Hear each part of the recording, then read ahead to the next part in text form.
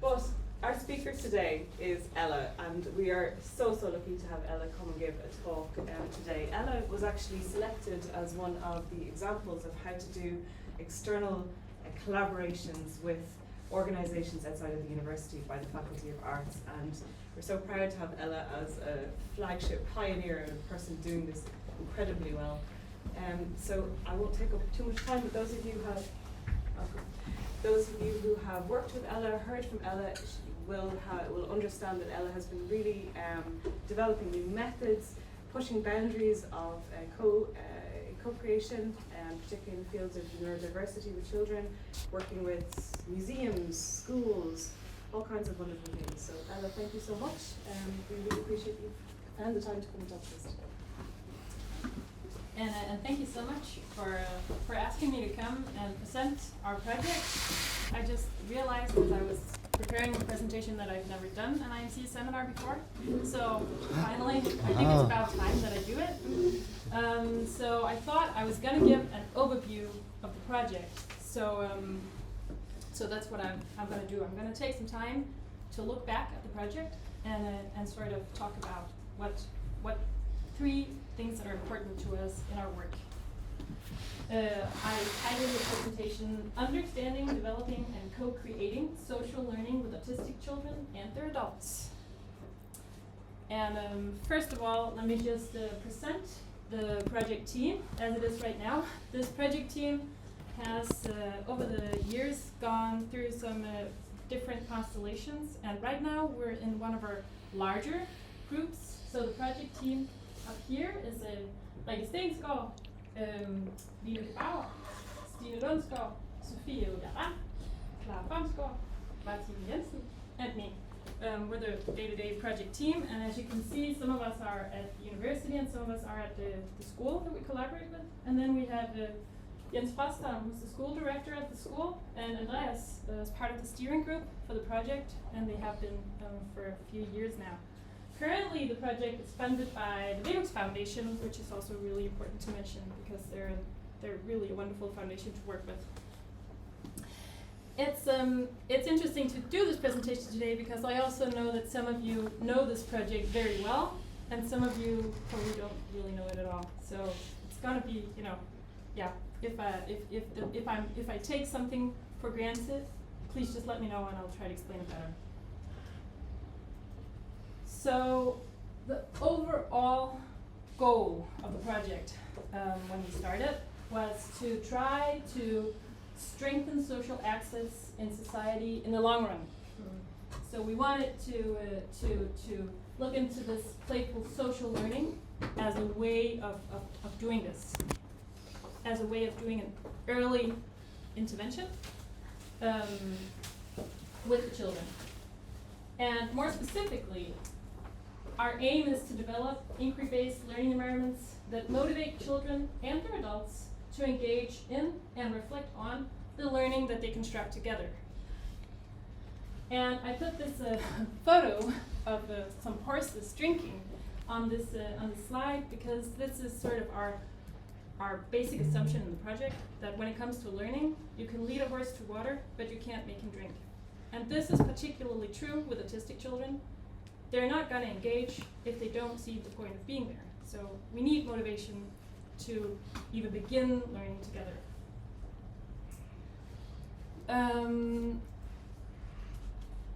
Like I said, the project has been going on for a while now.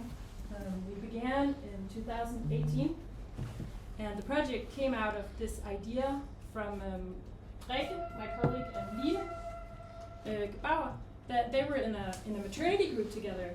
And they decided that they were talking, they both worked in the field of autism, and they decided, or they thought that it would be really interesting to try to develop better social learning environments that better implement the newer research findings that were occurring in the field and emerging in the field. And then Andreas merged me into that equation, and so I don't really know anything about autism formally. I only know what I know from working in this project. my background is in the anthropology of religion, and I studied Native Americans for my doctoral research. So I came into this project with more sort of a theoretical and methodological knowledge about collaboration and co-creation. Then we quite quickly, actually, at the school, they said, "This is a great idea. We like your idea," and they set us up with a room and some children, and and we started playing with the children and trying to construct learning together with them, try to engage them in the social learning. And that grew as we got funding through the first phase of the project. So in a way here we were looking at some research findings that were emerging, focused mainly around autistic sociality, because we're beginning to understand more and more how autistic children, autistic people are not asocial, they just have a different sociality, and how can we work with this? So this was one of the fields that was emerging, and we also wanted to look more into the whole field of playful learning and facilitation of playful learning as an example of inquiry-based learning. So this is sort of a classic constructionist approach to learning, where we want to have experiences and build learning from the experiences by reflecting on them.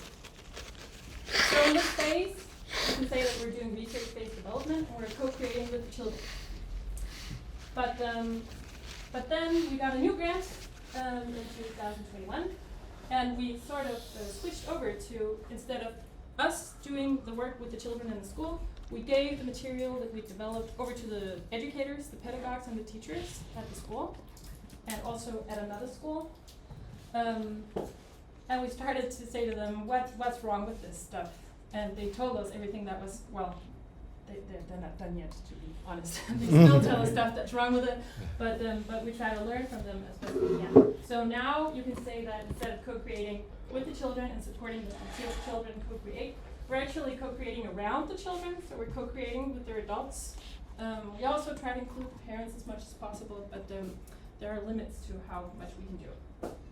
So here, what we're really interested in is that we want to look at the children's motivation, yeah, but we also need the educators' motivation in this to be able to do this, because in the schools, the resources are extremely limited. So we're sort of trying to support them carving out space to do some of this development work with us. So in a way, we're looking a lot at the implementation and what the barriers and enablers are of the project. And we've been doing this since 21. And as some of you can probably guess, COVID was a challenge as well for us. But now we're here. This phase of the project runs out in December, and we're not sure where we're going to go. So I thought I would try to look back today with you and look at these three main components of the project. So I'm going to present some of the research findings and the implications that these research findings have had in our work. I'm going to present the learning resources and the way that we've gone about implementing them at the schools. And I'm going to end off by sharing some of the reflections that we've had about project designs and the potential that they have for collaborating with children and educators. So first, let me say that the data that we have are pretty wild. For reasons that I'm going to return to later, our project isn't a controlled study. So it's not a randomized controlled study. So our data basically revolves around whatever project or whatever learning process is meaningful for the children and for the teachers. So it's sort of hard for us to say that we have like 10 weeks consecutive, very like stable data sets for the different children, so it's hard to make these analyses. And this has slowed down the process considerably, but we're still right now trying to develop a way to still code the video data that we have, because that's the data that we have, video data of the children playing. It's also quite messy. So we're trying to develop a way to code that right now. But the results, this is very preliminary, so please don't look too much at it because it's going to change. We're in the process of doing that. And then we're looking at also how the children reflect together and how we can support their shared object-mediated reflection. And I'm also going to return to that. This is just to show you that we're still working on these analyses and it takes a lot of time. But we do have one paper out after several years of work, where we that I would like to go a little bit more into today. The paper is a qualitative. It's an interaction analysis where we try to look at. We zoom in on a 2-minute video clip with these 3 children that you see right here as they're being facilitated fairly early on in the project by my colleague Rikke. And I want to share with you an observation that really led to a big change in our project and the way that we work with the children. So first, I'm just going to show you the transcript. This is conversation analysis informed. So we've been transcribing the data quite down into very fine-grained detail, as you can probably tell, down to 10th of seconds breaks. And this is just a very short sequence. And I'm going to show you the video clip now. And I know this is hard to make sense of, and the video clip probably also is hard to make sense of. It's in Danish, but it's subtitled. And usually I show it many times, but today I'm just going to show it one time. So hopefully you'll still get the gist. And then I'll return to the transcript. And I'm going to warn you, this is beeped whenever they say each other's names, and the frequency that I chose for the beep is a little so please beware.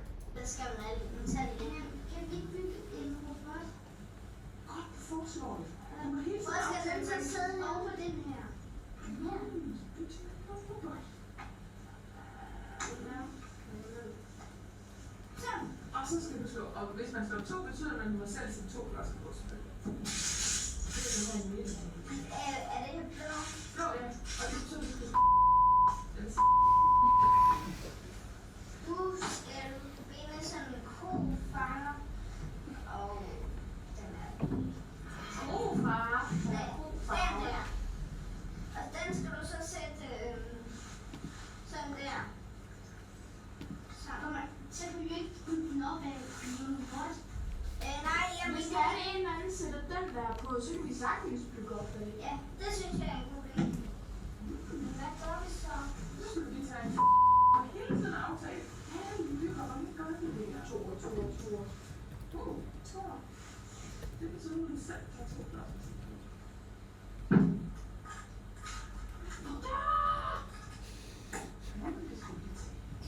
Det ser vi.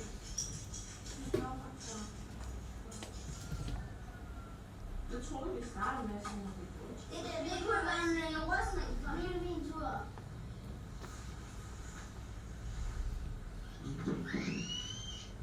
Ej, så hurtigt. Hvad skal jeg så nu? Ja, nu fik jeg på 2 klokker.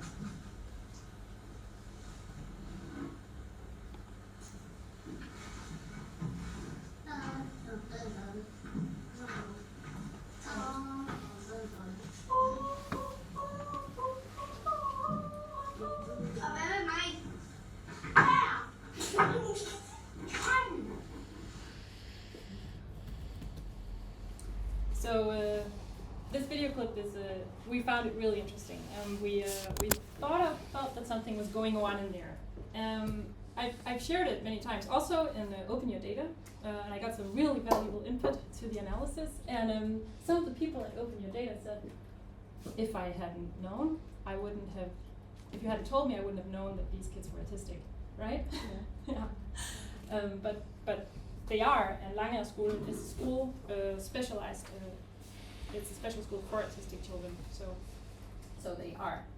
And I want to share with you. Actually, those of you who are already familiar with conversation analysis will probably know that this clip is quite long, and I'm not going to share the entire analysis with you because it's quite long, but I want to just share with you our how we found out how to transcribe this particular part of these few seconds right there.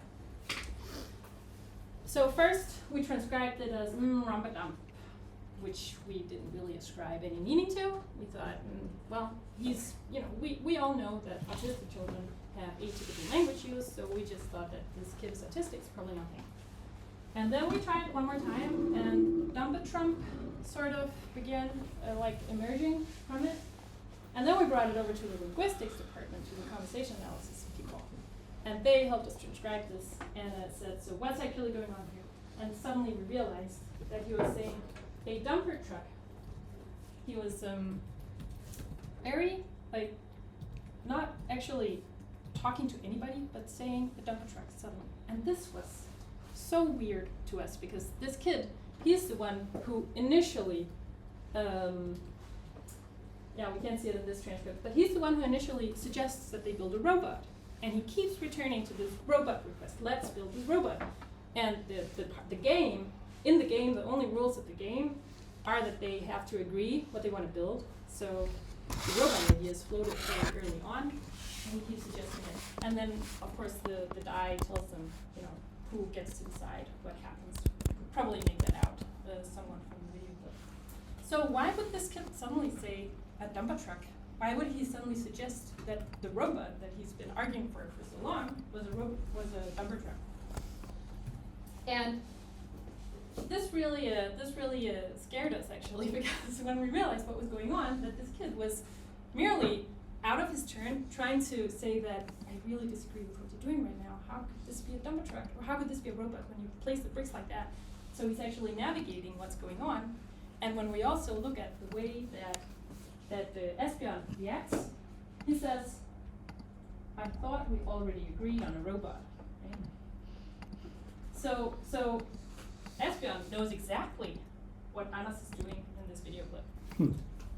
But Lege, who is the facilitator in the clip, she didn't even notice that what was going on. And I know this because I asked her, what do you think is going on? And she said, I don't know. And that really shows us that our assumptions and preconceptions about autistic communication caused us to misinterpret the communication, the interaction, the collaboration that was going on, which we were trying to facilitate, and we missed it, right? So it was like sort of frustrating for us. And that made us feel quite uneasy, because what we're trying to do basically is to design a facilitation framework for educators to facilitate autistic children. But if we miss their autistic social interaction, and we even knew that autistic kids have a different sociality at this point, this was what we wanted to support, right? But if even we miss it as we try to develop it, this is, what can we do here? So this really made us think about how we can facilitate a learning moment with the children, and how we can invite them into the learning environment in a way that truly makes it possible for them to engage on their own terms. And the implications of that realization was that we started to build little learning figurines with the kids. So whenever we noticed something that was going on in the learning environment, we would tell a little story about it, and we would build a little figurine. And we would invite the children to change the figurine, or to build their own figures. And the advantage of this approach was that the children, we would be able to bring the figurine back into the learning environment without, we could just place it on the table and they will know. And we can modify them later, and we can bring them also into different classrooms, or we can even maybe ask the parents to try them out at home. So these are different figurines.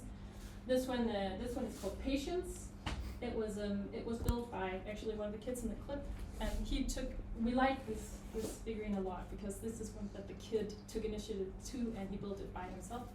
And he built this, and he was in this group with two younger kids, and he was much more experienced in building and in collaborating than them, and he would become so impatient, and he would say, I'm really impatient right now, I don't know if I can stand this. And then suddenly he went over and he built this little figurine, and he came back over and he said, "There, I built patience." And the facilitator said, "Wow, okay, great." And then she waited a bit and she said, "You're gonna have to tell us what this is because we need to know." And he said, these are train tracks, and this is the platform, and these are us. And I feel like I'm stood in the platform and the train is never gonna come. And when we looked at how, when the train tracks were brought into the learning environment later, the kids would say, one of the other kids later in a few sessions later said, now I know what it feels like to be you. Which is something that's actually quite remarkable for these kids, right? That they're actually able to have these reflections together. So this is how the dumper truck changed our how it impacted our work, and one of the implications that happened from this qualitative analysis. I'll just say the names of some of the others because they're really, just the names are nice. So this one is police language versus the bad guys, the robbers language. And this is the transition stick. This is shared focus, and this one is too much information causes explosion, which is what happens. You know, it actually has this interactive element to it that it'll explode if you push the breakthrough a little bit. I think the main problem that we have with this right now is that it's really hard to build these figurines if you don't use Legos. And honestly, we want to use many different materials because not all kids like Legos, right? So that's the main problem. We're trying to work it out right now. So I want to now move to the second part of the presentation. I want to take a look at the learning resources and how we're going about implementing them, because we take implementation as an opportunity to do also co-development with the teachers. So basically, the resources that we develop have two main components. We have these construction play activities, and then we have the reflection routines that you know by now. And in order and what they do together is that they create experience-based social learning environments. And these learning environments are co-created between the educator and the children. We have we think about social dynamics in different social constellations, and this is something that when you work in the field of autism, you'll often hear that one of the classic things you'll hear is that autistic children are only able to play alone, and sometimes they may play parallel, but that's not true with social. And so we think about, fairly early on, we've started to conceptualize social constellations along this continuum, where we also include interaction and open collaboration. And as we did this, we also found out after a while, at first we wanted to just support that the children move towards the right on this continuum. We want to support them in collaborating more. But then we also realized after working with the educators that this goes both ways. Right? Sometimes it's really, really nice to play in parallel, and it's also very social to play in parallel. And what we noticed also from playing with the children, when we set up parallel play activities with them, windows of collaboration would occur. They would emerge quite naturally, and we were able to sort of support these windows instead of, saying, no, you need to collaborate. It's not good enough that you play in parallel. So it was nice to be able to sort of, also if you want to facilitate a movement towards the right in the long run, it's really important with these kids that some days if you come in there and you can tell that they're exhausted, to just say, okay, today we're gonna take a few steps to the left on this and continue. So basically, we have 3 variations of 6 basic activities. Some of them are build bridges, or build towers, or build marble runs. And then we have 3 variations for each of these 4 constellations. So that's 72 play activities that we have. Some of them are fairly similar, and some of them are more non-similar. And the reason why we want to do that is that we want the children to be able to recognize what's been going on and to be able to repeat the social strategies that they used previously, but we also don't want it to become boring for them, because we could tell before we did this that it would become boring over time. And then we have 4 reflection routines, not just the learning figures, but we also have others.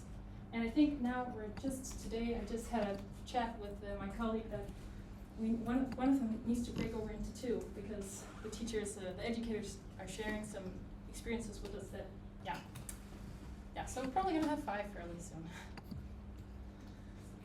And these activities and reflection routines are developed through 2 parallel processes. So we basically try to do everything that we do with the children with the educators as well. And they really appreciate this, because this gives them a different understanding of the activities. So we plan, so for the children, we take this very classical approach where we have an experience with the playful activities, with marble runs, and then we support them in reflecting. We have the reflection routines, for example, the learning figures, and then we iterate these experiences and reflections so that we're able to revisit our insights. We think of it as a way of facilitating social tinkering, so that in a classic tinkering experience, for example, you'll have a wind tube and you'll be able to tinker with aerodynamics, put in different materials to see whether you can make anything float in there. So we try to make this into an opportunity to tinker with social dynamics instead of aerodynamics. And then we hope that this will lead to generalization. And we have qualitative accounts of how this works, but it's really hard to measure quantitatively right now. And one of the really important things that we use is that we use documentation of the learning, the technique that we learned from Project Zero at the Harvard Graduate School of Education, that they learned from Reggio Emilia in Italy, where we tried to document the children's learning, so make it visible and tangible with the children, to feed it back immediately into the learning environment, so that feedback loops emerge in the learning environment between the learning and what they're actually manipulating with their hands. And we think of these figurines as one way of doing that.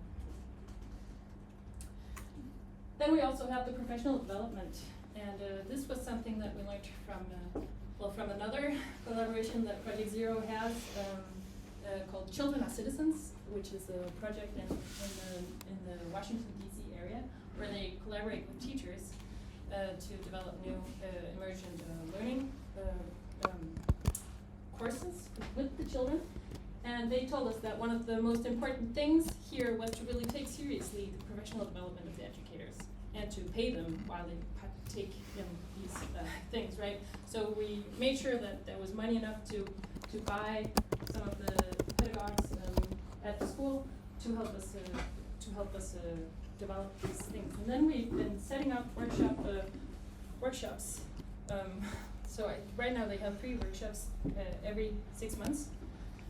So 6 every year, and then they also have monthly meetings, and they also were available at the schools to sort of discuss with them, so that we really try to support them in trying these things out and to learn from them, because we don't really want to develop something that they can't use. So that's an interesting process. And this photo right here is from another school that we're also collaborating with more and more, Langagerskolen, which is a public school. It's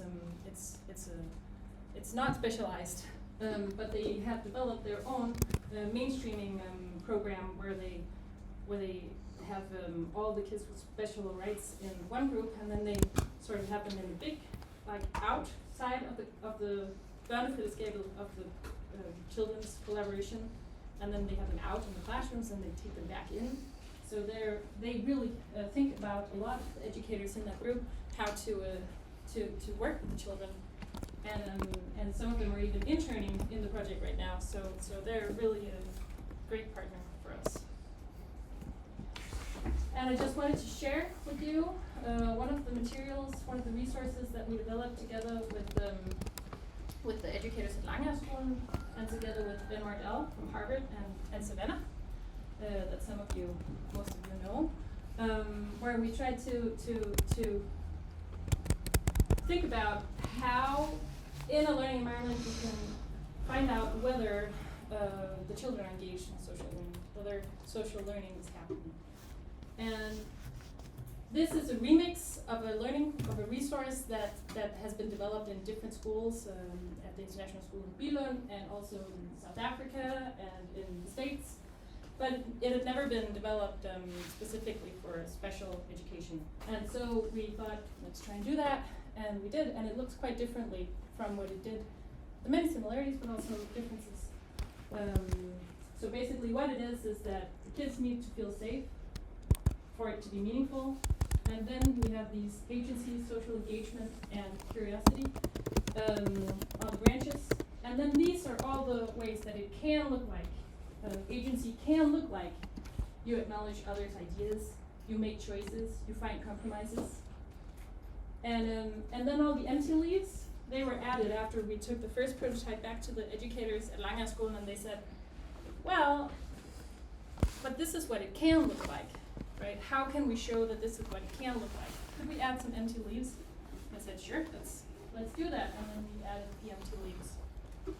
So we're still going to redevelop this, hopefully before the project ends, and see how meaningful it is to the teachers after having worked with it for a while.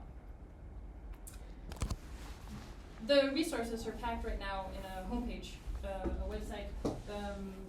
Yeah, so take a look if you want to. Right. So I want to also just share some of the reflections that, now that we don't have that much time left, these reflections also take up more of our time, especially right now with all the deadlines for with the foundations that are there right now. So we've gone through different phases, and the different phases, the way that they were set up, gave different possibilities for collaboration. So basically the project all the way through has been a patchwork of funding. We have had a applied research grant. For example, I had a postdoc from the Innovation Foundation. Then we've had some basic research grants from the CollaboLearn Foundation, and then we have had these social intervention grants from the one that we're on right now. For example, Velux Foundations, that's actually not a research grant, that's a sociale insatser, a social intervention grant.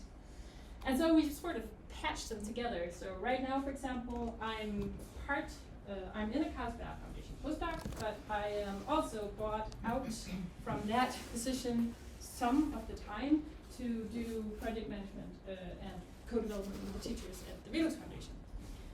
And we've seen how the different grants have, we've needed to sort of switch, so Reike has been, my colleague Reike, who was in the video clip, she's been here at the IMC for a while, and now she's at the school. And with the different types of grants, we've had to move the positions around, also because it's just, like for example, if we want access to Aula, right, the internal infrastructural system at the school, where we can communicate with teachers and children and parents, then that's only possible if we're at the school, we're hired at the school. So we've been able to sort of switch around between the different positions in the project. It's been quite useful, but it's also been a little bit of an administrative load for everybody. Yeah. So one of the good things about working from grant to grant and patching them together as we have is that we've had to rethink our strategy, and we've always had a few different options, like sending out a few different grants, seeing which one gets funding, and that determined really which direction we were going to go in the project.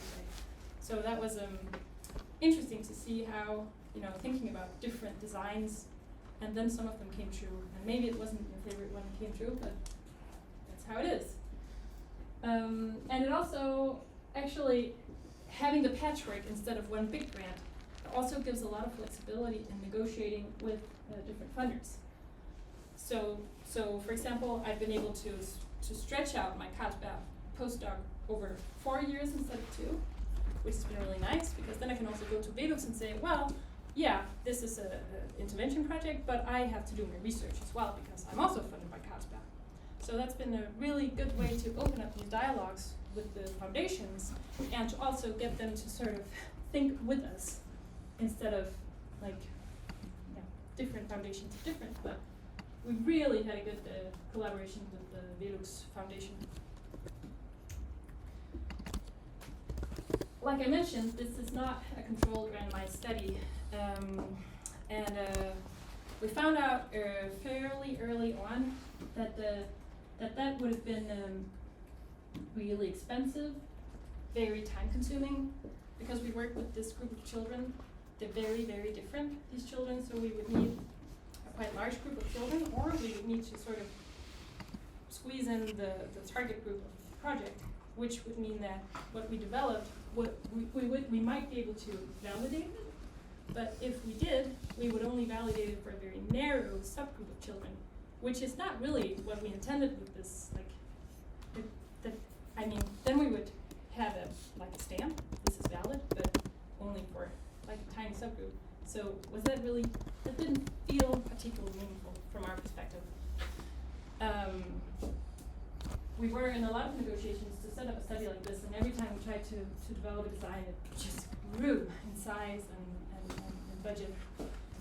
And we ended up not doing it, but there was another project in the UK that did a similar study, tried to validate in a more sort of classic way, and they also ended up not really finding any, they didn't really find anything because it's so hard to figure out a clinically meaningful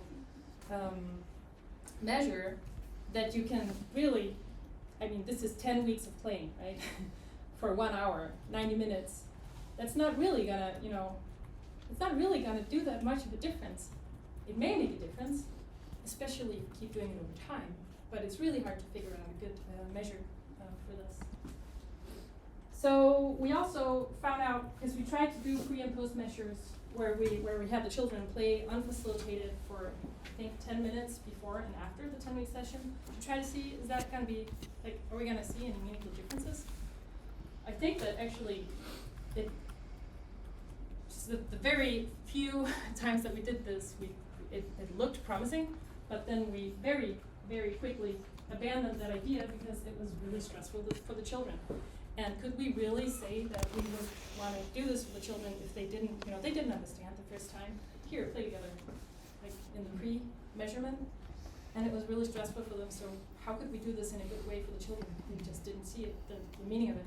So we decided to not do that because it felt kind of wrong to begin a project where we want to, support their social development by giving them a really bad social experience. So like, yeah, we're not going to do that. So instead, we have these data series of really wild data where we have to look at. There are only a few of the groups of educators right now at the school that actually, where the time series are long enough for us to really be able to look at it. And the setups are so different because these kids, some days they just won't participate, some days they will.